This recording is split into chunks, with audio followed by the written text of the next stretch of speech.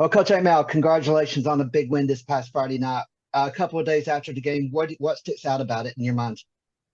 Yeah, it was a tremendous win. To play Ben Lippen early in the season and to lose by 35 points, and to come back and beat them when it mattered in November. It was great for the kids. I've been really impressed with them throughout October and their commitment level and how it's changed since August and September. You always want to be playing your best football, and you always want to have a team that improves throughout the year. And this is one of my more redeeming. You really appreciate how far this team has come since the beginning of the season. Coach, if you could put your finger on one thing, what has been the thing that has changed to turn y'all season around? I think it's just respect for the game and doing the little things and doing it the right way, and understanding the effort and preparation that needs to go into winning 4A football games. It's not an easy thing to win 4A, especially this year. There's a lot of quality teams. And, also you can't take, it can't be lost to how many quality players we lost off last year's season, off last year's team. We have 6 kids who are playing college football right now from last year's team. So that's, whenever you lose that much talent, it's going to take a little while to fill in the gaps and people to figure out, where they fit in. I just got off the phone right before we started this one, had a 2-hour conversation with Trey McLeod at Furman, and that's what's so redeeming and rewarding about this job is, when you talk to kids who are excited, kids who went through your program and are now playing college football, and they're excited about seeing this team improve this year and that this team is once again playing in a state semifinal. So it's just been a fun process. Okay.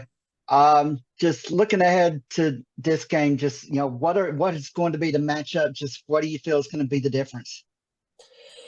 Oh, this is going to be a tough one. It's going to be an absolute battle. I think we caught Lawrence Manning 2 weeks ago at a tough time for them. They had flu going through their team.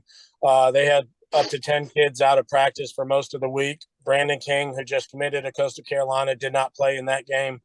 And it was our senior night at home. So you change all that around, and it's the game's at Lawrence Manning Friday night. I expect nothing but nothing less than a 4-quarter battle. But the key will be, like most keys to most games, we got to limit the run, we got to run the ball, and we got to win the turnover battle. And going back to this past Friday's win, yes, so many different players step up. Is that what you liked about Friday's win?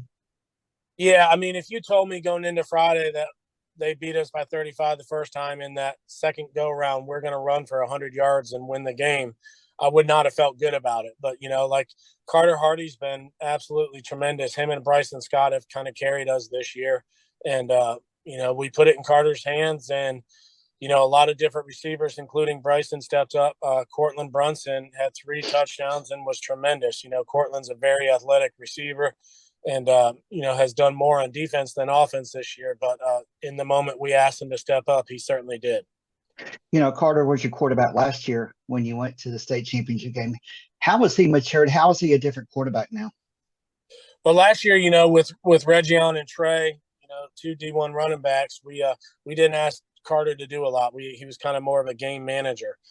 This year, we've asked him to lead us and to actually win games for us, and he's done that.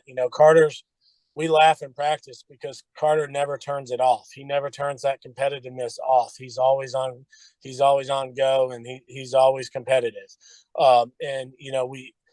There's been going into this year, I figured we'd be running the ball a lot, and we have run the ball a lot. We'll have 2 when this season ends. We'll have 2 running backs who rush for 1,000 yards, which isn't easy to do.